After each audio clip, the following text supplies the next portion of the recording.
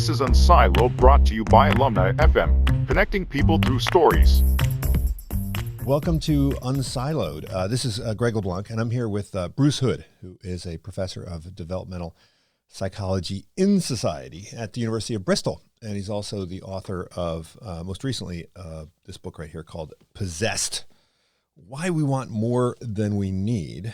And he's also the author of a book called Super Sense, Why We Believe the Unbelievable, which sort of has, I guess there's another version of it, which is called The Science of Superstition, same book.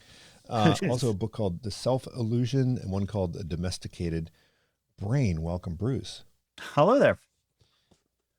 So this book, Possessed, it builds on a lot of the themes that you've been touching on throughout your career, right? And you're looking at the kind of developing brain and how the developing brain tells us a lot about how we think as adults, right? So, a lot of the things that when we're trying to sort out, what exactly is socially constructed, for lack of a better word, and what is sort of deeply rooted in our psychology, it helps to go and look at how children think, right? How infants think and how our thought process kind of emerges and is shaped by the world around us.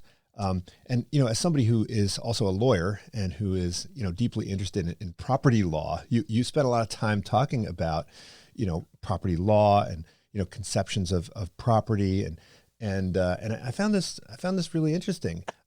Does this extend naturally out of your interest in, things like, security blankets and Lucky Charms? Yeah. And, I remember, you have some great stories about, Mr. Rogers' sweater and, kidneys and so forth.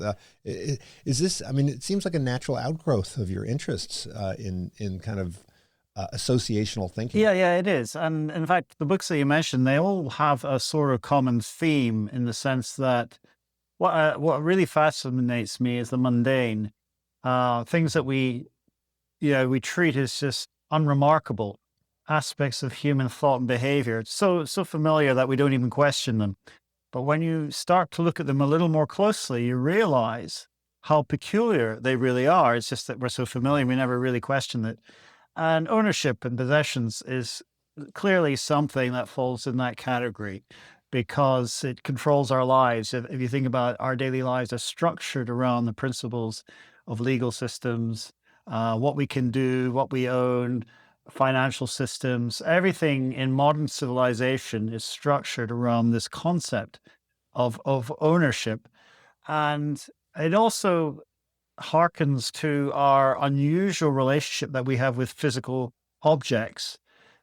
We're not the only species on the planet that interacts with objects. Other primates will use tools, but we are very different in that we've obviously got the technologies and the cognition to build incredible things, but we form emotional attachments to our possessions, whereas animals don't form emotional attachments generally. And I think this reflects the way we conceive of ourselves as individuals who are possessing bodies and minds, but also we have possessions, we have things which are part of our identity. And so throughout the book, I talk about this idea as the extended self. And that, of course, is a building upon the Self-Illusion book, which again is pointing out to that we have this constructed identity. Yes, we inherit dispositions and personality and genes play a role, but then these play out in societies. And so I wanted to draw attention to the way that we construct our identity from children through to adulthood. And that explains a lot of the unusual behavior that we see when it comes to possessions and ownership.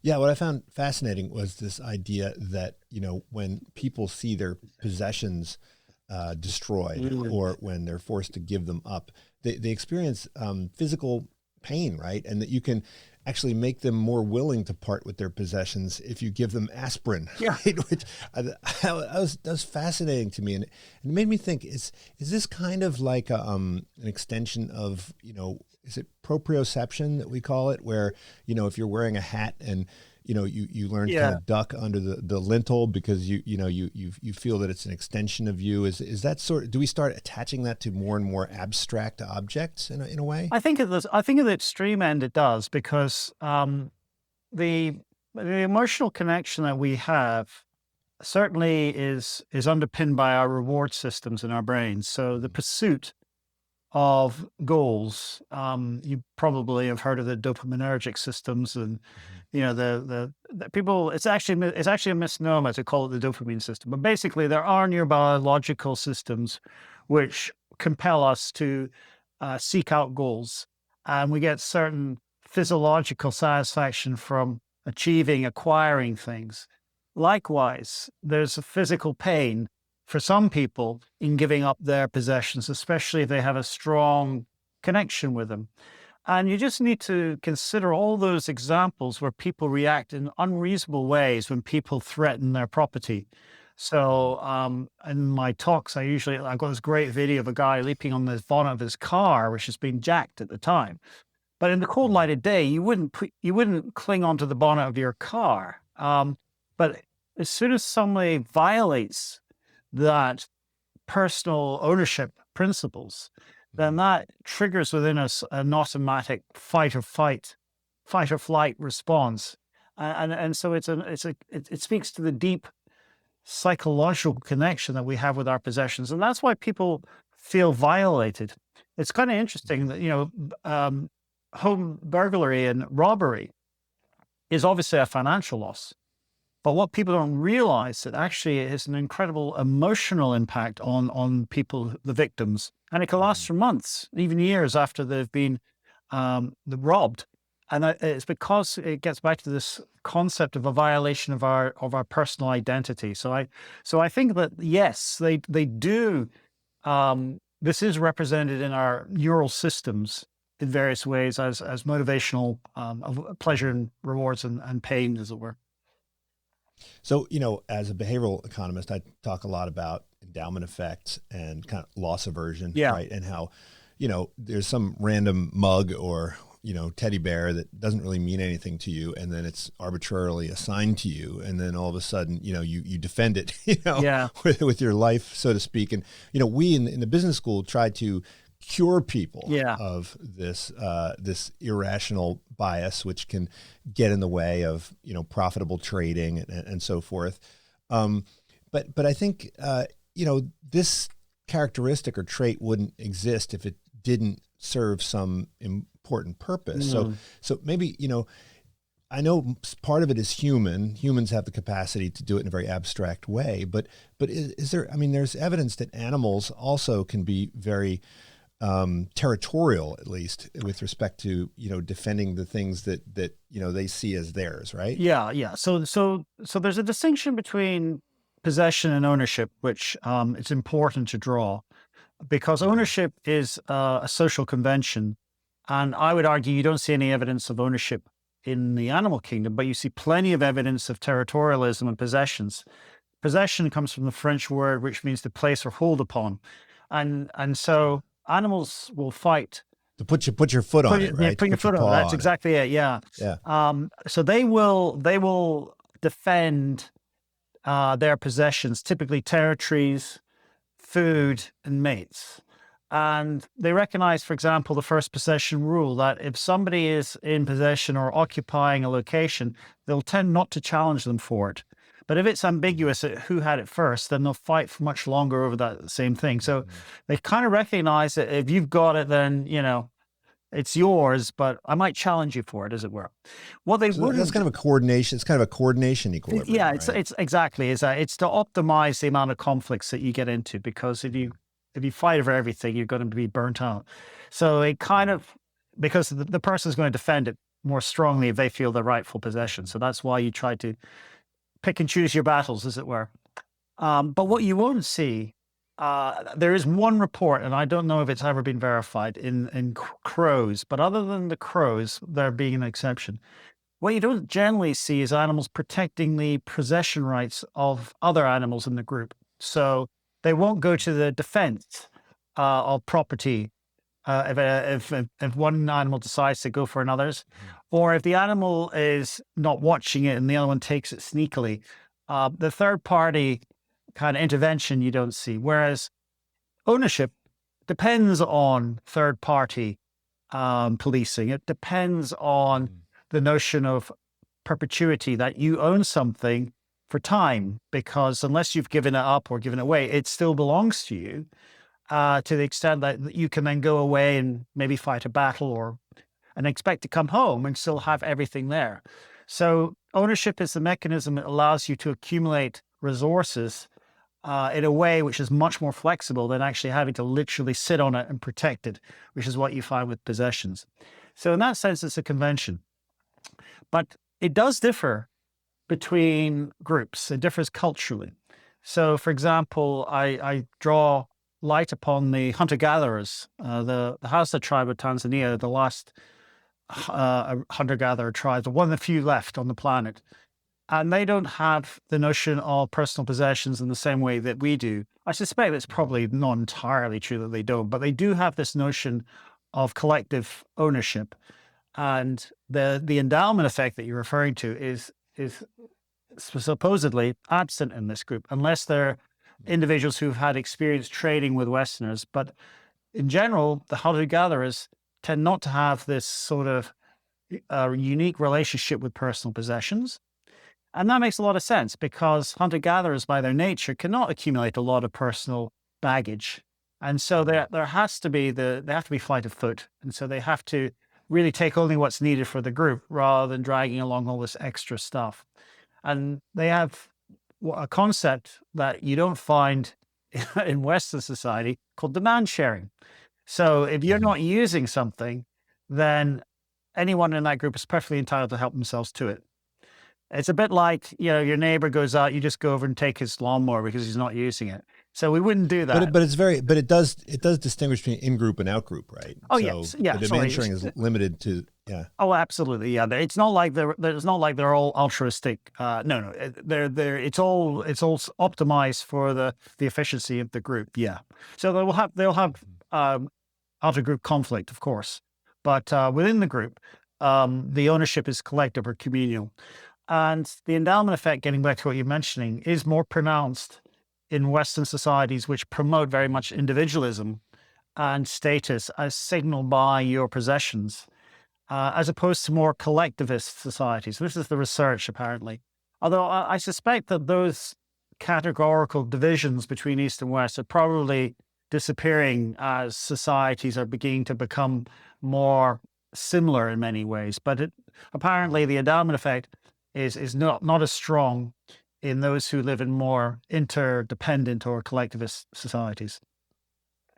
Right. And, I interviewed Michael Heller recently, who's a law professor who's wrote a book called Mine. And, it reminded me when you described how, kids, when they're interacting with each other, right, this is one of the first ways in which they interact, right? They'll claim possession of a toy, and they'll maybe claim the possession of a toy that someone else is playing with. And this is sort of how they will establish their hierarchies, very quickly. It'll be about, fighting over possessions. And it's not possessions that they even necessarily want or care about, but it's really more about, displaying their, place in the pecking order to some degree, right? Yeah, that's right. So there's some early research showing about 90% of the conflicts in the playground are over possessions. And you're right. This is why they're doing it. It's to dominate, once they've got a bandit and go after another kid's thing. So they recognize, and this is quite early on, they recognize that the more that you can claim control over,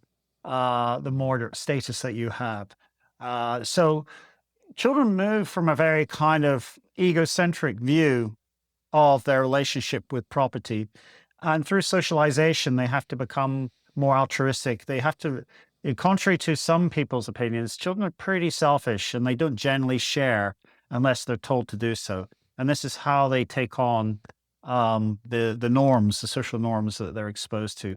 And actually, there's a line of research showing that the patterns of sharing behavior directly map onto what they're observing when they see their parents doing things. So there is this malleability, this flexibility in learning, but underneath it all is the underlying mechanism, which is universal, which is to be accepted.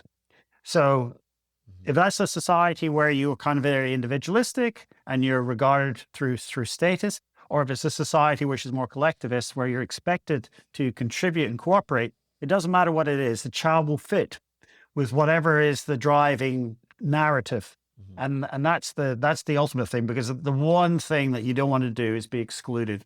So that gets back to my book called The Domesticated Brain, that because we became such an interdependent socialized animal, we had to learn to become domesticated. In other words, we had to learn the rules, the social rules. We had to learn how to be accepted by others around us. And in some societies, that's, in Western society, that's status. And by the way, they have status in Eastern societies as well. It's just defined differently. And that's the point. It's to be accepted. Right. And I think you reference a study where these kids were exposed to some kind of stressor. And I think it was around an earthquake or something. Oh, yeah. And the younger kids responded to this by being more possessive, and the older kids responded by being more generous. Yeah. Now, is this sort of like a Piagetian, normal developmental path, or is it really, would that be kind of more context dependent? It's funny you reminded me. I'd forgotten about that study, but I've just been thinking about this in the context of what happened during the pandemic. Because I don't know what happened in the US, but when we went to the pandemic, you saw a strange kind of survivalist mentality taking over, and people became very, very selfish. So they started buying up toilet rolls and baked beans. Don't know why it's those two items. They probably go together. We didn't do baked beans in America. We did the toilet paper. We did the toilet paper, beans. yeah. So I think that under stress, people regress to a kind of defensive mode of thinking, which is protection and, trying to look out for themselves. So whilst I think, I'm not sure how much we can generalize from that particular study, but it does seem to suggest that when you're threatened, there is this tendency to regress to a more egocentric kind of self-centered notion. But then with time, because what happened with the pandemic, if you remember, is that actually more altruism started to appear. So I think in the initial threat stage, people don't know what to do. They're kind of looking around to protect themselves. And once they've kind of got a sense of what's going on, then they start to look out for each other. And so you see much more a shift in the patterns of behavior. At least that's what we saw in the UK. So yeah, I think stress can influence our rationality and our reasoning, which of course is entirely logical. Right. Now, when I was referencing Michael Heller, he has a bunch of sort of concepts or stories around property, right? And, one of them is, around possession. So first in time, right? Something belongs to the person who has it first in time. And there's another, which is kind of like the sweat of the brow theory, right? Where the more effort you put into something, and that requires a little bit more kind of abstraction, right? Because it's not immediately apparent when you see two people, in possession of something who has invested more in the creation of that, and that seems to be a uniquely human kind of narrative, right? Is that something that all people kind of very quickly kind of figure out? Or is this? Yeah. So we've done some research on that. So we looked at this. This really stems from John Locke, the philosopher, and his concept of property, which is his idea was that if you take something in nature and put effort into transforming it into something, so working upon it, then that entitles you to claim ownership over it. And that seems to be one of the first principles that young children at 3 years of age, that's the youngest we've managed to study it, they seem to get that. So, for example, in our studies, we had lumps of clay, and if you make something out of it and you say, who does this belong to? The children readily attribute the person who put the effort into changing it as the owner, even if that means if you're taking somebody else's clay. So we as adults would be a little bit more nuanced about that. It's like going over to your neighbor and taking their wood pile and then bringing it back over and making a chair and saying, well, I put the effort into it. So we would acknowledge where the resources come from originally. But interestingly, you can see actually that it's not clear cut, because this is exactly where you're going to get conflicts and legal battles as to who put in the effort, what constitutes an original and especially intellectual property. This is an incredibly difficult area. So when people take a piece of writing or they take a tune and they modify it, they say, oh, it's different. Then they got to argue, well, to what extent does that constitute an original piece of effort? So it is actually quite nuanced, even in the adult world. But the basic origin of it is, yes, if you put the effort into transforming and constructing and creating something, then that should default you. And that was one of the principles that John Locke, the philosopher, argued as one of the principles of how you establish ownership. Now, I remember when I was younger, I went to a party and it was like 2 a.m. and the party everyone was hungry. And so I just went to the host's refrigerator and just cooked up a meal for everybody. And everybody was very grateful. I think the host was like, what the hell are you doing? Yeah, right? exactly. Those are my raw materials, right? But, but that seems to be also says something about our notions of fairness, right? So, yeah. So kids have a notion of fairness where they think that, you can kind of earn your entitlement, right? Yeah. In some ways. And so if you see someone take something away from someone, they will be more likely to intervene, right? If that person has, invested a lot in the acquisition or production of that item. Yeah. Right? Certainly by 3 years, you see what I was talking about earlier in the animal kingdom, you see the third party intervention and they'll protest. And that becomes more pronounced and they get really quite indignant. They're quite good at policing children. And I think that's actually a general principle. As children start to learn rules, they enforce them very rigidly. All sorts of rules, like gender rules, for example. You can wear that, boys can do this, girls can do that. And I think looking at the work of Jean Piaget and other developmentalists, when children discover concepts, they kind of have them all or nothing. But as time goes on, they get more experience. They learn that there are more exceptions. And so they become a little bit more finessed in exceptions to the general rule. But initially, I think this is a principle of development and cognitive development is that you learn a rule, you apply it, black and white, and then you start to learn actually maybe we can make some exceptions. But yeah, I think that's the way it generally happens. And so, yes, so when they see violations of ownership, people taking things, then they'll object very strongly. But in particular, they have a problem with, what is it? Giving more to someone who put in less effort, right? Yeah. Is that some sort of? Yeah, and actually they'll do what we do as adults. They'll start to punish those. So there's an interesting phenomenon in behavioral economics you're probably aware of, that if people violate the social norms in these various games, people will actually give up some of their personal possessions in order to, punish. Such is we don't like transgressors. So, and this is why people get really indignant when they see that someone is a cheater.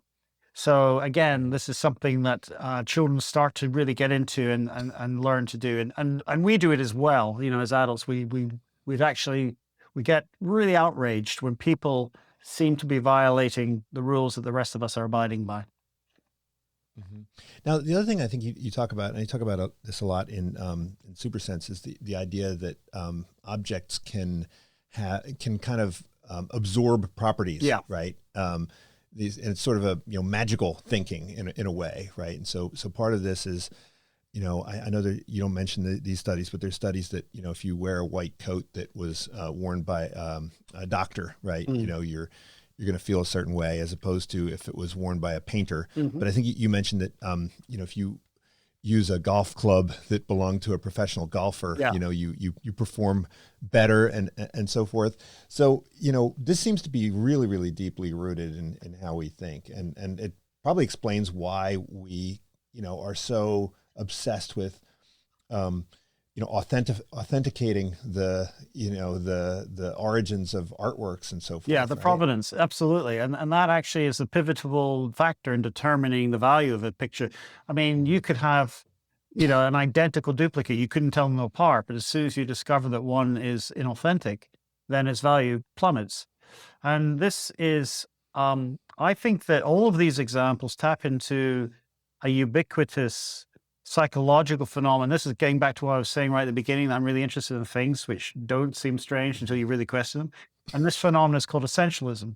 And this is the idea that whenever we form emotional attachment, or whenever we have an emotional perspective on something, we imbue it with a metaphysical property of some unique feature which characterizes it, and that's called the essence. And it can be traced back to Plato. Plato also felt that there were metaphysical dimensions to reality that we couldn't, as mortals, perceive. And in the early Greek models of the world, they talked about the four fundamental elements, but there was a fifth element or fifth essence, whereas where we get the word quintessential, five essence. And the quintessential element was the thing which gave it its identity. Then in the Middle Ages, we had a distinction between unique individual identity for a single thing, an individual, as opposed to an identity for a group. So this was by the philosopher Duns Scotus, and he coined the terms haesity, which is the essence which defines a unique individual, as opposed to quiddity, which is the essence which defines the group. So for example, all dogs have the same quiddity, but your dog Fido, your pet, has a haesity that makes it different. Now, actually, there is, in a scientific model of the world, something which akin to that, which is, of course, DNA. You know, species do tend to share the same sort of DNA, but they also have their unique DNA. But we don't teach children that. And yet children start to make those sort of categorical judgments like their dog versus dogs versus cats and so on, Right. spontaneously. They do that at 3 to 4 years of age. So we're chopping the world up into different categories. And when we start to form emotional attachments, like, you know, to inanimate things or even animate things like, you know, pets and whatever, we imbue them with this property of the essence, so that the notion of a perfect clone is abhorrent to us. The idea of the technologies which seem to challenge the uniqueness of things to which we have a strong emotional connection is what we find vulgar. And actually, if you think about a lot of the horror stories and the science fiction films which we get, you know, Frankenstein or any of these things where there's a violation of the natural order, it's because very often it's a violation of the essentialist principles, which is that there is this underlying feature which defines things. And that's why we value the original over the authentic, even though you couldn't tell them apart. And yes, you could say, well, maybe that's just some sort of association learning. For example, in the book, I talked about why people wouldn't want to wear the clothing of a killer. It was, you know, Fred West in the UK, but I used Jeffrey Dahmer in the US, who's more familiar as a mass murderer. People. Yeah, you talk about doing this in class, right? That's right. Yeah. Actually, I did pretend. I mean, don't the students find out that you're faking it after a couple of years? They tell the other students that it's not really his sweater. But this is the point. You see, even if people kind of know at one level it isn't going to be the killer's cardigan, but at another level, it still triggers a revulsion and repugnance because of its deep-seated, you know, vulgarity. This is something that Jonathan Haidt has been working on, the psychologist. He's done research on disgust. And disgust is one of these automatic emotional responses that you really have trouble controlling with reason and rationality. Paul Rosen is another psychologist. You know, he's the one who makes these dog feces out of chocolate. And people know it's not dog feces, but they still wouldn't dream of eating it and anything like that. Now, you might say, oh, well, that's simply association. Why do you need to evoke some concept that there's this metaphysical thing called an essence? Isn't it just the thought of the killer's cardigan makes you feel disgusted? It's not as if there's anything in there. But actually, there's some good work suggesting that it's more than just an association. And the example I like to use is Hitler's cookbook. So if it was pure association, then you should be disgusted or appalled at reading a biography of Adolf Hitler, because in it, it'd be documenting all the atrocities, all the things that we find so awful about that individual. But people generally don't find that as disgusting as, say, holding a cookbook that was owned by Hitler, which has the recipes for apple strudel that he made for Eva Braun. The notion of actually having that physical connection is more repugnant than actually all the associated facts. So that tells me that it's not simply the association triggering all these horrible thoughts about people. It's the physicality of actually connecting with an individual. And conversely, this sort of murderabilia, there are people who collect this sort of stuff. There's memorabilia, which is why people pay large amounts of money for the clothing of people that they admire. In fact, there used to be a company that sold on the celebrity clothes from the Oscars. And they offered a dry cleaning service, but nobody wanted the dry cleaning service. They wanted to buy the sweat of, whatever celebrity they were really interested in. And my colleagues Paul Bloom and George Newman at Yale, they've done studies showing that people don't want to have their memorabilia purified or what. They want it to have all the, I think you've got the word cooties in America. They kind of got the germs of whatever purse the previous owner is. So I think the origin of this taps into Paul Rosin's work again here, that there's this intuitive biology that we operate with. And we assume that something of the person is imbued within the clothing. And the reason that we don't want to wear the killer's cardigan is some fear of contagion, that maybe they're evil because they've got some biological impurity or whatever, but I don't want to touch it or come near it. So it is supernatural thinking, but it's not entirely illogical because we don't know why people become mass murderers. Well, I mean, in terms of cootie aversion, you could tell a story about how it is, it's like a primitive germ theory, right? Yeah. And it would make perfect sense to avoid those people who are sick or whatever. On the positive side, right? The positive cooties, right? Because it's Mr. Rogers' sweater. That's right. People want to touch that. Maybe they want people to wear it. That's a little bit harder to kind of root in sort of biology, right? I mean, that is true. But what we do know, for example, the contagion effect. So these are positive and negative contagion. So Rosin's work again has shown that the negative contagion effect is much, much stronger than the positive contagion. Mm-hmm. So you can still have a mechanism which rides upon a deeper, older germ theory, which is probably what's going on. I don't think there's you need to just have one mechanism, as it were. But I mean, I do think that to me is a satisfying account for the disgust effect that you see and why it seems to be intuitive. Probably more problematic is trying to apply that to something like forgeries and authentic art and things like that, because that's really stretching a kind of germ theory to some extent.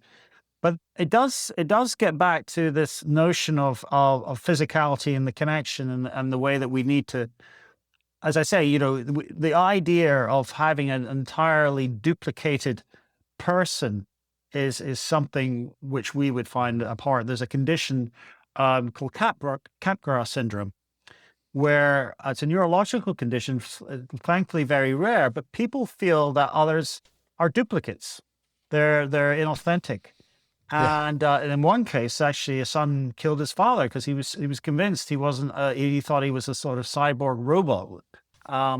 So people can lose that rationality and think that others are somehow cloned duplicates.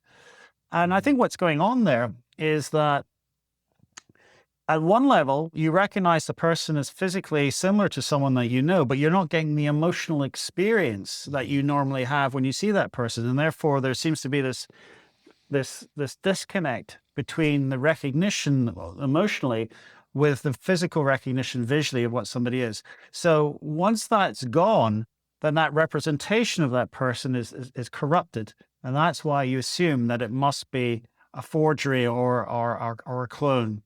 And I think that people, I think that's one of the reasons that we find identical twins very, very spooky, because we treat others as individuals. And when we see two who look physically difficult, that really presents us with a challenge to this individualistic, essentialist way of seeing the world.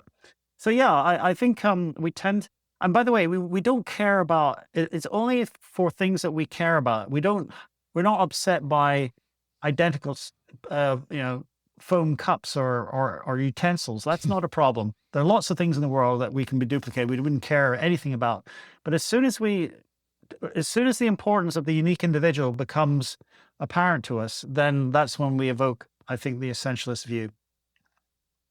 Now you have some experiments. You have the copy machine, which Yeah. I love this. You whip this thing out in a variety of contexts, right? And you do this with kids, where you put objects in, and certain objects with certain kids, they're like, bring it on, like, duplicate this thing for me. And others, they're like very wary of the duplicate, right? So what does that tell us? So this was getting back to this work really came out of my own experiences with my own daughter, who has an attachment object. And any parent, Like a well, not blankie. any parent, I mean, about 2/3 of parents will be familiar with this phenomenon. 2/3 of kids form strong emotional attachments to teddy bears and blankets. And interestingly, it's a particularly Western phenomenon. It's not so prevalent in the Far East. And the reason we think is because in sleeping practices in the West, we typically separate the child around, the end of the first year, put them into another room. And I think this causes a little bit of distress, and they self-soothe with whatever's in the crib, which might be a blanket or a teddy bear. And then that becomes part of the routine. And then what starts off as just part of an associated learning thing soon transitions into this kind of emotional valence, where it becomes a comforting object, that they need this thing in order to feel safe and sleepy and so on, in order to get off to sleep. And the reason you don't find in Eastern cultures is that typically in traditional families, the child will sleep with the mother well into middle childhood. So they don't have to have this period of separation. And indeed, they were called transitional objects by Winnicott, who was a kind of post-Freudian psychoanalytic. And I think he's right. I think this is what they are. Interestingly enough, my other daughter never formed it. So there's a lot of variation there. And I don't know why some people do and some people don't. But I think it is. Did she sleep in the same room as the other daughter when she was It's probably, one? I wasn't even aware of this phenomenon until I kind of didn't even question it. And people who haven't seen it won't know what I'm talking about, but any parent who's listening and will know exactly what I'm talking about, because the connection is so profound. You try to take these things away and they get distressed and distraught. Yeah. And I've seen all sorts of funny things, people contacting the police station because the kid's teddy bear has gone missing and putting in a call out to try and retrieve that. So, actually, when I asked my students, around about 2/3 of them remembered having them, and half of them still had the object. And these are 18-year-olds. And by the way, my daughter, who's now well into her 20s, still has her attachment object. So it's kind of one of these guilty secrets that people have around. But anyway, so the reason we did the duplicating machine was because it wasn't clear whether this attachment was a physicality of the kind of smell and the texture, or it was the actual essence of it had to be the original. So we decided to build this machine to convince children we could duplicate any physical object. And it was basically some old psychological experimental things called a cystoscope, which is this kind of scientific looking box with dials and knobs and lights and things like that. And we had 2 of them. And what we did is we had a setup where we showed the child, we said, we've got this machine, look at this. And we put in a toy into one of the machines and then closed it up and then activated it and then stood back. And then after a couple of seconds, the other machine starts up by itself and lights going and it's buzzing. And then you open it up and now there are 2 identical toys. So the kids, we said, what happened? And the guy says, oh, it's copied. The kid believes it's like a photocopier for objects, or a digital printer, if you like. Of course, what we're really doing is there's someone around the back who's just feeding in identical toys. So it looks as if it's a very compelling illusion, by the way. And so having convinced them that this machine duplicates, the question of interest is, well, how would they respond if we asked to copy their toys? And in a study of children who had attachment, we identified them. We screened for them to find out if this was part of their behavior. We asked them to come in and bring in their attachment object, which was either a blanket or a teddy bear, and also a favorite toy. And what we did is we went through the duplication scenario, and they believed it worked. And then we said, well, let's put your toy in the machine. And this time, of course, we couldn't duplicate it because we don't have that sort of machine. If we did, we'd be very wealthy. But we just left the machine closed and said, okay, which one do you want? Do you want the original? And they really didn't believe there was another one in the other box. And when it was their favorite toy, they were indifferent. They didn't care. Some thought it might be pretty cool to have an identical one. But when it came to their attachment object, they wanted the original one back. And indeed, some of them got quite distressed and wouldn't even let us put it into the machine in the first place, because they were concerned that, I suppose, the integrity of the object would be violated. So this tells us that it was something to do with retaining its unique identity, which was critically important. We then went on to do more studies with this. So we looked at, for example, memorabilia in older children. So those previous studies were done with 3-year-olds. We now looked at 6-year-olds. And 6-year-olds are a little bit more savvy. You can ask them all sorts of questions about value. And we repeated the study, but this time we weren't looking at personal objects. We were looking at objects which were valuable because they belonged to Queen Elizabeth II, and they all knew who Queen Elizabeth was. Or they were valuable because they were made of silver. And in this situation, we actually had 2 silver goblets and 2 silver spoons. So we put we said, this is a valuable spoon or goblet because it belongs to Queen Elizabeth, or this is valuable because it's made of silver. And then we went through the duplicating situation. Now we did actually have 2 objects they could view. And we said, okay, what's the value? And what we found in all the children, it was very clear, nice effect, is that they thought the duplicated object was of equal value when it was special because it was made of silver. So 1 silver cup is worth the same as an identical silver cup. But when it was Queen Elizabeth's cup or spoon, then that was worth a lot more than the duplicate. So that by 6, they've already got this provenance notion, this idea of authenticity. So again, I think it fits with the picture that we're describing, that when you see objects as an extension of extension of identity, then if that's something you like or admire, then that becomes something which has additional value in comparison to something which is a apparent duplicate. And likewise, if it had been a murderer's cardigan, then they probably wouldn't have wanted to touch it. Now, I know you're not a clinical psychologist, but if we were to kind of just speculate on, what is the optimal amount of this, associationalism or whatever we might describe it. I mean, I have a friend who, if she has if she had a bad day wearing a particular garment, she'd never wear the garment again, which, rises to the level of, I think, a disorder at some point. I know someone who's a hoarder who like, can never throw anything out. And that to me, I think we think that's like a disorder.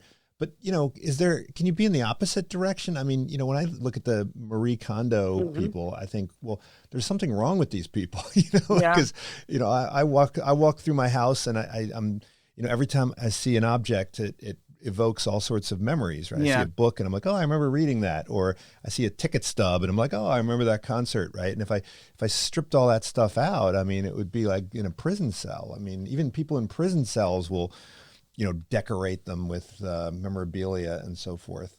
Is there a healthy balance there? I don't know. I don't know the answer to that, because I think you're right. I think you're pointing out these various disorders are the extreme forms of the spectrum that we're all on. And again, thinking about possessed and in the book, Why Do We Want More Than We Need? For some people, it is, as you say, it's because these objects are an extension of their identity. But then I can also see an argument for why we need to rationalize and downsize and become less materialistic because of the consequences of relentless materialism. So you can sort of see that maybe, we need to abandon or let go of some of these things. On the other hand, someone who's completely psychotic, who doesn't form emotional attachments, who doesn't see people as people, but rather as objects, would be the other end of the extreme, where they have no emotional connection with anything, so they can dispose of objects and people without any remorse. So clearly, you don't want to be at that end, which is in my mind very unhuman. So I suppose there's a lot of middle ground that can be covered, and viva la difference.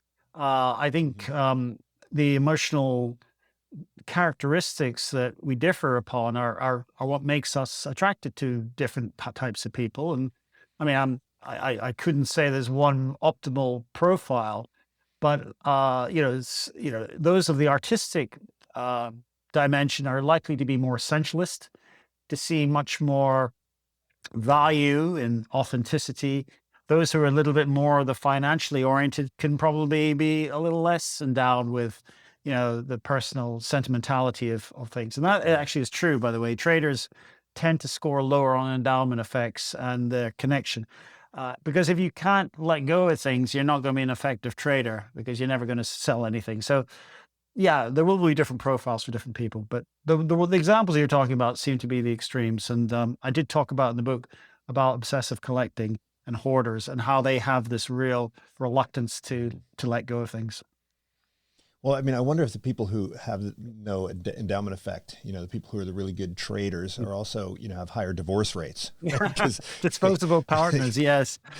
Right. They can't form an attachment to people as well. Well, there is, a lot of. I was going to say, I was going to say there's an area of psychology and adult attachment theory which says exactly that it's insecure attachments that they have developed as children that propagate in their relationships as adults. It's not my area, and I think that's maybe overgeneralizing, but I could understand why these traits could actually manifest not just with possessions, but with people as well. So it's not entirely implausible, in my opinion. Well, a big part of the book, Possessed, you're making the point that a lot of the aggressive pursuit of physical possessions is, part of this hedonic treadmill, right? Where, people are pursuing status, and you say that people would prefer to live in, Sweden, and, I interviewed Robert Frank, and he talks about the kind of negative general consequences of, inequality in that respect. And so there's lots of psychologists who say, well, you're better off pursuing experiences rather than possessions. But haven't we just replicated the entire status seeking hierarchy in the world of, experiences, where not only do people, signal their status on Instagram with their, going to Petra and going to, shark diving and, yacht cruising and so forth. But also they'll aggressively pursue this, and they'll invest huge resources so that they can get that selfie in front of the Mona Lisa or whatever.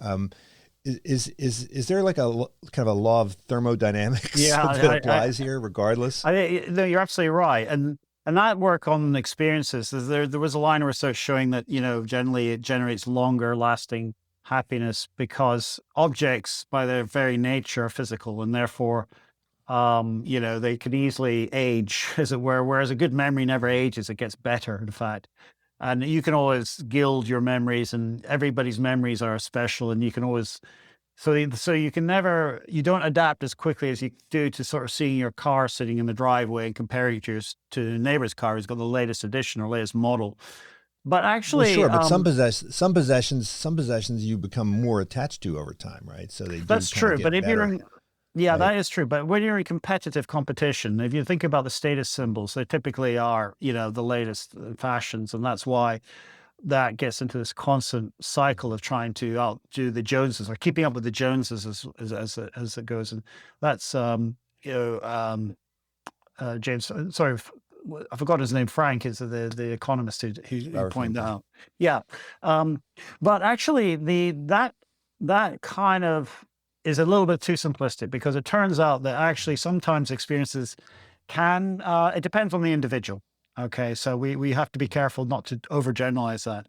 But I think you're right. I think what we've seen is that you still get this one-upmanship or virtual signaling by actually spending it, going on these, going to Machu Picchu and saying how unique and wonderful it is. And arguably, although there are resources used up in making things, there's also a hell of a lot of resources used up in travel. And so from the practicality of, the carbon footprint, arguably it might actually be the things that we think are less impactful on the environment are in fact the worst. So, hotels are typically, if you think about the number of soap bars are thrown out every day, because you use it once and then it's abandoned. It's probably, if someone was to sit down and work it out, I would probably be not too surprised to find that actually experiences have a greater impact than buying physical things. But yeah, that's kind of the argument, is that experiences generate these emotional currency that you can't easily adapt to. Yeah, I want to talk about the sacred, because Oh, yeah. I think there's probably a law of thermodynamics that applies there as well, right? Where I think most modern secular people don't think of themselves as religious. They don't think of themselves as superstitious or anything like that. But I think it's there's probably some law that says that you're in many cases replacing one kind of what we might think of as superstition with another. I mean, isn't that sort of that way of thinking essential to who we are as humans, right? To kind of attribute things that we, to believe things that we don't necessarily have good scientific evidence in support of? Yeah. Yes. So that was the real conclusion of the first book, Supersense, which was to argue that we all are inclined to believe in unbelievable things. And as you rightly point out, atheists, well, they may not agree with any religious belief, but nevertheless, they still also believe things. And what I argued was that belief was a very powerful mechanism for unifying group identity and group membership, because if you have a belief in something which is shared, then that signals to the other member that you have faith. Now, that faith could be religious or it could be scientific. Now, of course, I'm a scientist, and I also happen to be an atheist, but science, by its nature, is reproducible, and it doesn't lead itself to testimony in the same way as a belief does. Nevertheless, we all require some sacred values, in the sense that we need to sort of acknowledge there are some things which transcend monetary value that shouldn't be owned uniquely by anyone. Now, in religion, that's very easy because you have sacred texts and you have sacred places and items and rituals and stuff like that. But even in the secular world, we still have sacred things. I mean, we still feel reverence. We still feel a sense that there's a deep emotional value to looking at original copy of On the Origin of Species, or seeing even, for example, Newton's tree, his apple tree, was propagated and sent to various places around the world. It was grown in various universities. They have the original cuttings from the apple tree there. So there is a kind of magical thinking, even with someone like Newton. And there's nothing wrong with that. I think we all need to feel a little bit more connected. We're not all data. We're not just cyborgs. We do have a human side to us, and I think secular people have to recognize that as well. And that's why sacred values are so important, because if you can't place a financial value on something, then that suggests there are just some things beyond the control or realms of any one individual. It's something which transcends the mundane and makes it profound. And that's why I talked about it as being a kind of supernatural quality. It needs to transform it from the everyday into something which is really special and unique, because we all need that in order to sort of coalesce around values. So those values can be secular, but they're obviously much easier to do so when you have a belief system which literally is supernatural in the sense of religion. Yeah, I mean, there's certain words that people are unwilling to say because they're afraid that it's going to somehow corrupt them, or even now, like people are avoiding Russian food and so forth, right? And Russian music, people won't listen to Tchaikovsky, right? Or even I think with the pandemic, in some places the masks it kind of felt like almost like wearing a religious medallion at some point, right? Because it was more symbolic in some contexts than it was a practical.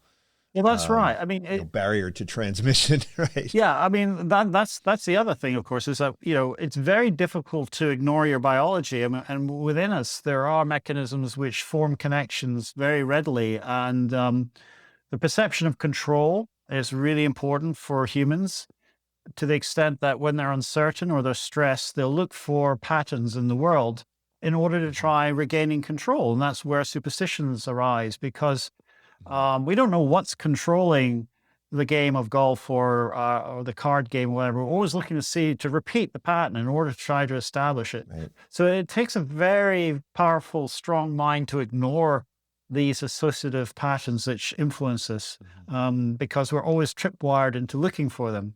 So again, this is something that other commentators have pointed out, that we always tend to seek out structure and order in the world, and very often we attribute that to external forces and energies, even though we may not articulate that. Intuitively, that's the way we act and behave. So there'll be reluctance to do certain things, or tempt fate. People say, I don't believe in it, but I'm not going, why should I tempt it? So there's, again, I think within us, these early ways of thinking. As I said, I think they're there developmentally in young children. And whilst we might teach children the science of the world, we may teach them rational modes of thinking, they never entirely go away, which is why they reappear at times of stress. Like many things, under stress, we regress. And so a lot of our superstitious behaviors, our rituals, our insecurities, our selfishnesses, all the sorts of things that we study in young children, they can reappear later in adult life. The power of the group, when you see people in large crowds suddenly, lose themselves because they're being overwhelmed by the context, again reminds us that we should recognize that we don't have as much individual control as we necessarily think we have. And the history of psychology is documented with many, many examples where people behave in strange ways that they would never predict they would do. And I think that, again, speaks to the fact that we're not often aware of our fallacies, not our fallacies, but our insecurities and our weaknesses, unless they're, brought out to us. Well, people often talk about kind of a scientific view and a non-scientific way of thinking, right, or an intuitive versus a rational. But aren't these kind of pattern recognition impulses don't they sort of sit at the root of scientific discovery, right? I mean, aren't most great scientists in many ways kind of inspired by and motivated in ways that are kind of non-systematic, or they are and they aren't. They obviously have to test and verify. Yeah, exactly. But oftentimes kind of the abduction that takes place is something that's a little bit difficult to put into a step-by-step scientific method, right? Yeah, well, that is true. I mean, Francis Bacon is considered by many as being one of the founders of empiricism and the rationality. He advocated that you need a systematic approach to studying natural phenomenon, but he also suggested that you should wander off the track occasionally to curiosity, that things that attract you. So whilst the process of discovery, I mean, typically science is you observe something, you generate a hypothesis, and then you go about systematically testing that hypothesis with evidence. And sometimes you'll just notice things which are that odd and that interesting. As I can't remember who said it, but the most important phrase in science is not "Eureka, I found it," but rather "That's odd." And that's the sort of curiosity that stimulates it. But once you've started on that road investigating a phenomenon, then there's a very well-specified approach, a recipe, a method, the scientific method to go about testing that. And we're getting, we're pretty good at it. I mean, we're not flawless. There have been some cul-de-sacs of thinking, and there have been some notoriously bad science. But in general, it's self-correcting. And that's why, it's the only way forward in many ways, rather than believing or relying on testimony or faith or belief. And so it shouldn't be as susceptible to the vagaries of bad thinking, because it's done as a collective exercise by people who shouldn't have a vested interest. Of course, that's the idealized notion of science. And for reality, of course, there's a lot of vested interests, there's a lot of egos, there's a lot of, bad science going on. But in the long run, it will eventually correct. So that's the important point to remember. Well, Bruce, thank you for joining me. These books of yours will go on my shelf, and I won't throw them out. I don't have the Kindle version, and every time I walk by my bookshelf and I see them, I will think of this experience that I've had with you, and they'll probably, if they don't fall over on me and kill me, they'll be tossed out when they drag me out of my house in a wooden box. So. Anyway, thank you so much for joining me. Much. And I really enjoyed it. It was a lot of fun. Chat again soon. Okay. Okay. All right. This is Unsilo, brought to you by Alumni FM, connecting people through stories.